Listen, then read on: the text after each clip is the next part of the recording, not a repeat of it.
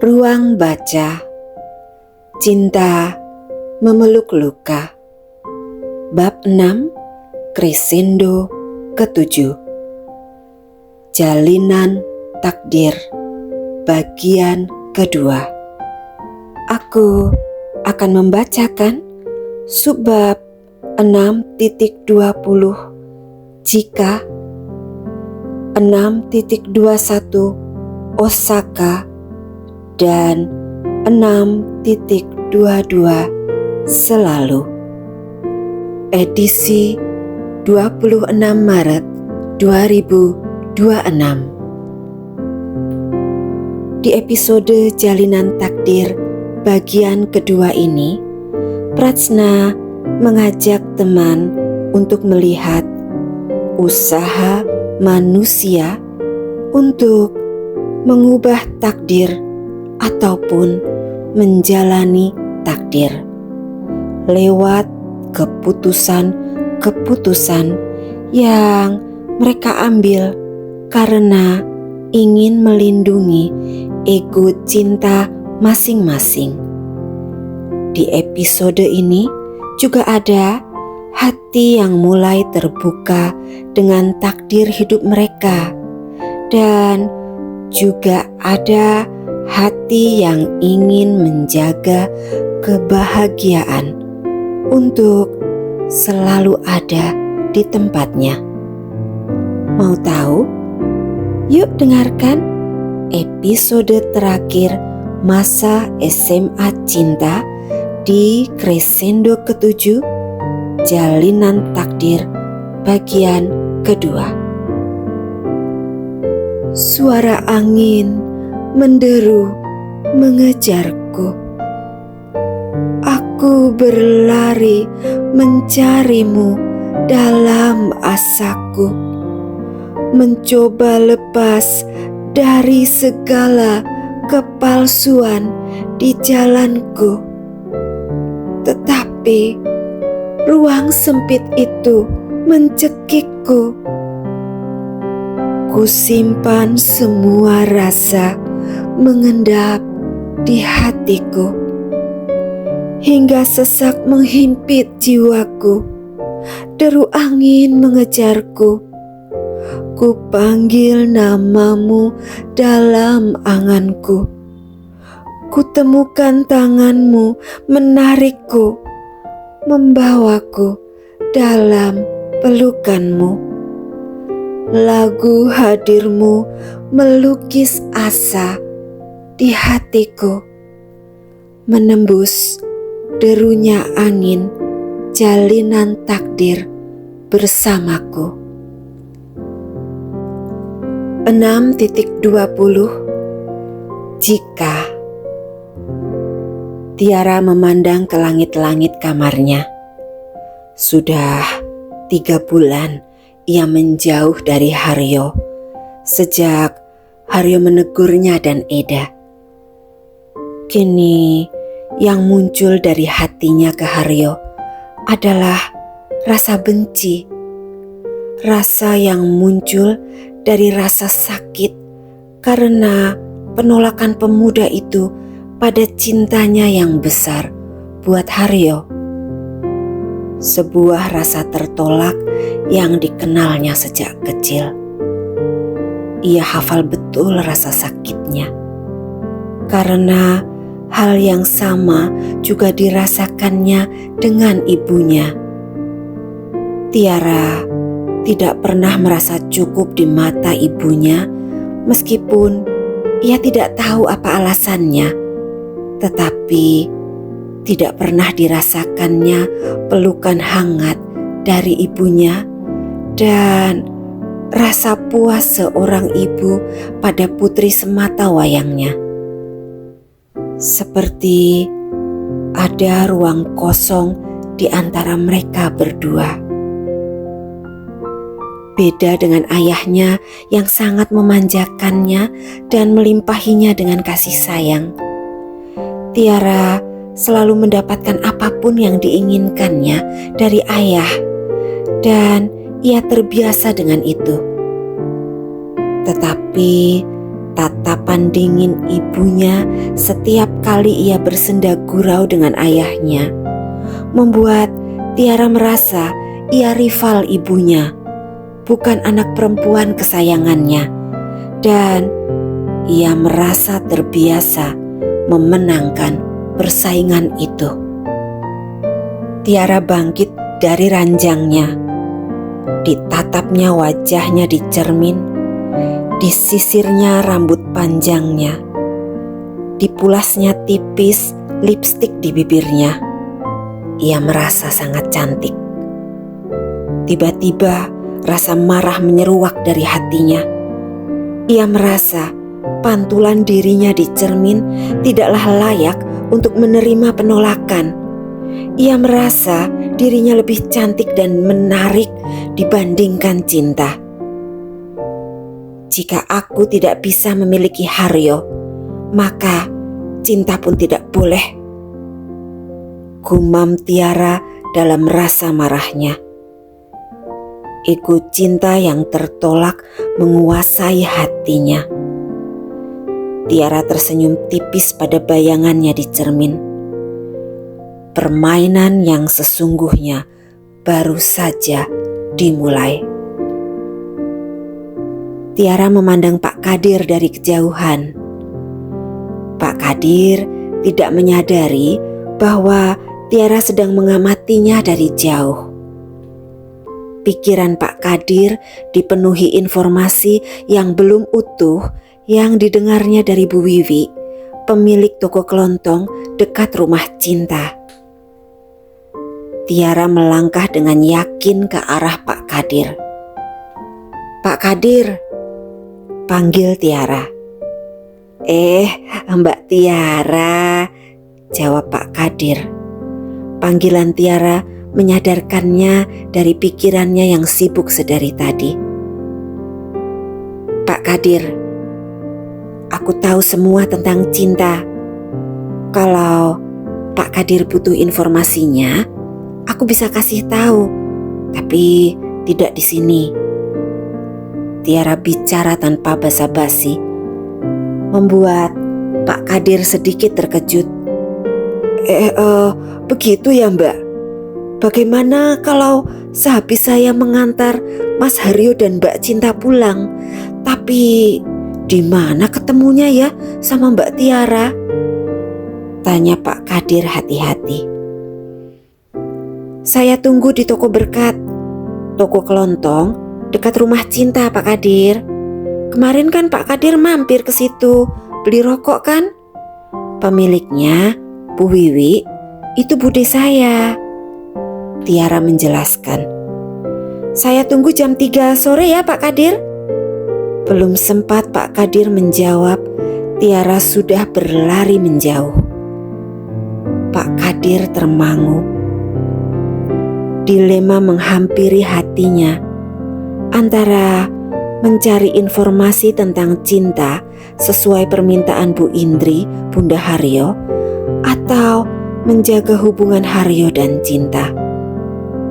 Bagi Pak Kadir, Haryo yang dikenalnya sejak kecil sudah seperti anaknya. Bunda meminum kopinya sambil nampak berpikir. Bu Indri mencoba mencerna informasi yang didapatkannya dari Pak Kadir tentang Cinta. Diingatnya kalimat Pak Kadir yang bagi Bunda masih belum 100% jujur padanya. Dari informasi yang saya dapatkan, Mbak Cinta anak baik Bu. Di sekolahnya dia juga berprestasi. Walau orang tuanya bercerai, dia tetap baik Bu, tidak jadi nakal. Dengan agak berdebar, Pak Kadir menyampaikan sedikit informasi dari sebagian besar yang didengarnya dari Tiara kemarin siang. Hatinya tidak tega mengkhianati Haryo. "Hanya itu?" tanya Bunda curiga. "Njih Bu, hanya itu yang baru saya dapatkan," Pak Kadir menjawab dengan gugup. Bunda meletakkan cangkir kopinya. Ia merasa tidak cukup mendapatkan informasi tentang cinta dari Pak Kadir. Akan ku cari tahu sendiri, tekad Bunda dalam hati. Keluarganya bercerai. Bukan awal yang baik, gumam Bunda. Tiara tersenyum puas. Ia berhasil bertemu langsung dengan Bunda Haryo dan memberikan semua informasi yang diketahuinya tentang cinta. Kecurigaanku betul. Pak Kadir tidak akan menceritakan 100% informasi yang aku berikan tentang cinta, batin Tiara. Karena kecurigaannya itulah Tiara nekat menghubungi Bunda Haryo. Sebuah langkah yang memang sedang ditunggu oleh Bu Indri, Bunda Haryo. Bunda menghampiri Haryo yang sedang tertidur pulas di kamarnya.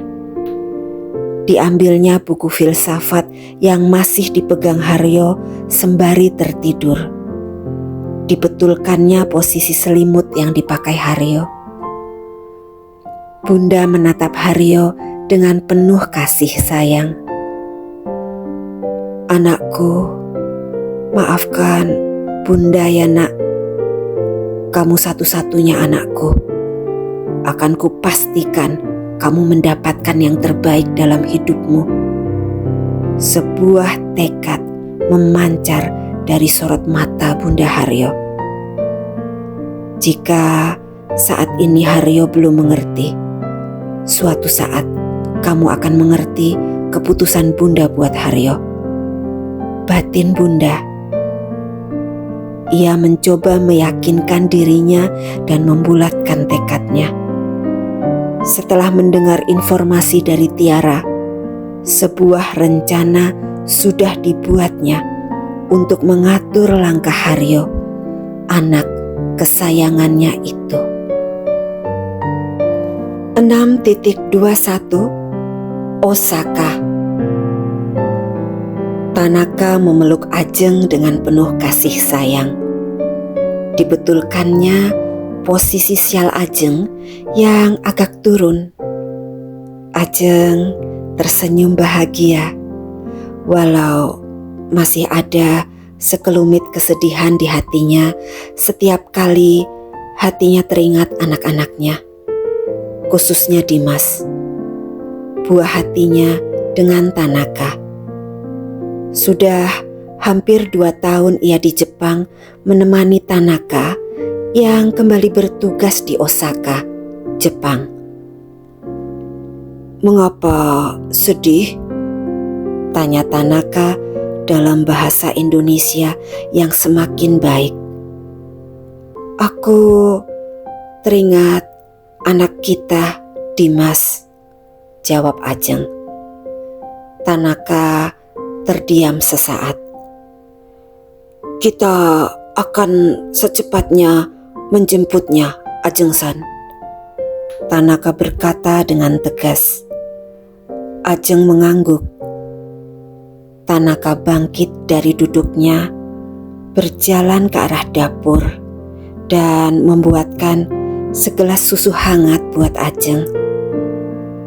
Ajeng menatap salju yang turun saat itu dari jendela.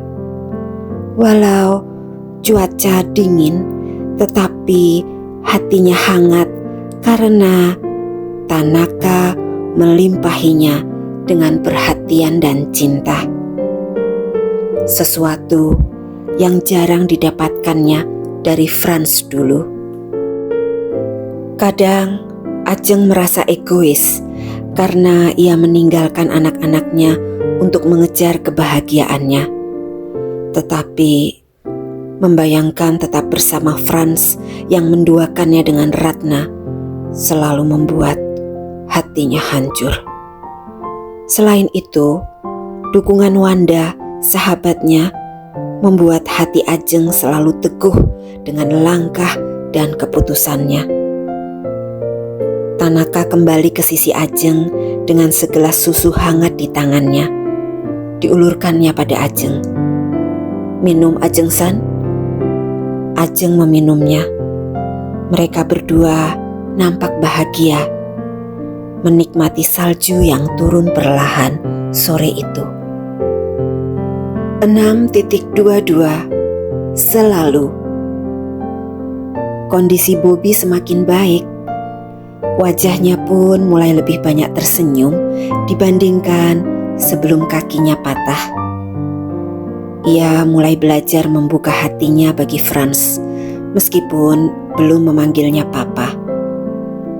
Bobby menyimpan kata-kata cinta dalam hatinya, bahwa kita tidak bisa memilih siapa orang tua kita, tetapi kita bisa memilih respon-respon kita untuk menjalani hidup. Bobby berencana untuk kuliah teknik mesin di Jogja, bidang yang sesuai hobinya. Ia mempersiapkan dirinya dengan baik karena ia sudah membuang 3 tahun waktunya untuk mengasihani dirinya sendiri. Ratna bahagia melihat semangat anaknya untuk kembali melanjutkan pendidikannya. Suasana di rumah Cinta mulai mencair. Cinta dan adik-adik mulai terbiasa makan bersama di meja makan dengan Franz, Ratna, dan Bobby. Ratna berusaha menjadi ibu sambung yang baik.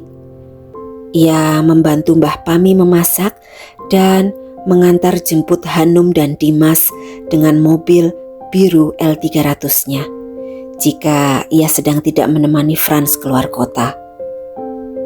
Walau Hanum masih tidak suka diantar jemput Ratna, tetapi Hanum mengikuti nasihat Cinta untuk mengizinkan Tante Ratna menjemputnya. Haryo memandang Cinta agak lama.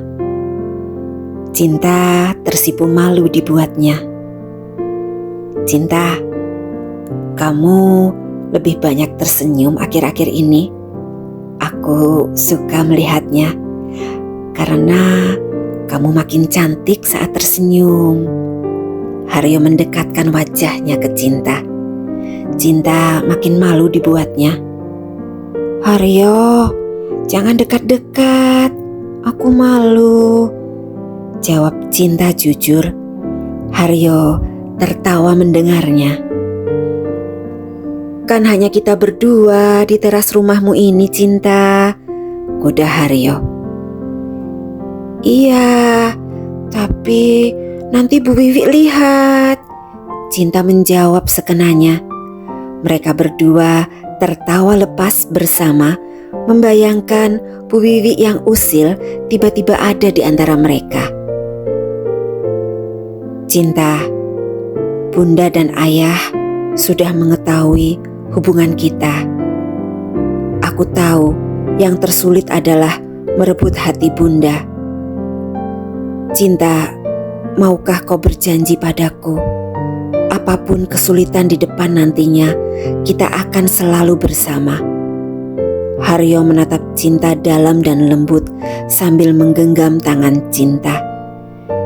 Cinta membalas tatapan Haryo dengan seluruh rasa cinta di hatinya.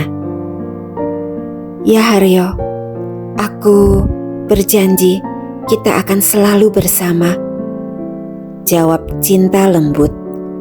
Haryo bahagia mendengarnya. Haryo menatap dalam Cinta. Pipi Cinta memerah dibuatnya. "Cinta, boleh aku mencium pipimu?" pinta Haryo serius. Pipi Cinta semakin merona indah. Ia mengangguk perlahan. Haryo mencium pipi Cinta lembut. Hujan turun perlahan, seakan mengiringi rasa cinta di hati kedua remaja itu yang tidak menyadari bahwa ada yang mencoba mengubah jalinan takdir di antara mereka. Oke teman, jalinan takdir ini mengakhiri Masa SMA Cinta di bab 6 Crescendo.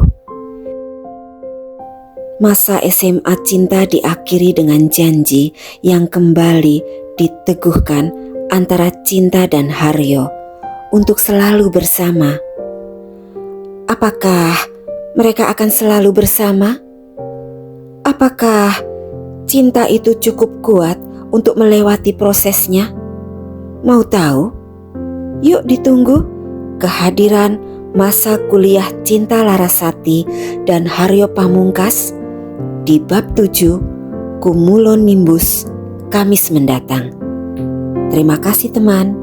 Jangan lupa like, share, subscribe, dan bunyikan notifnya. Bye-bye.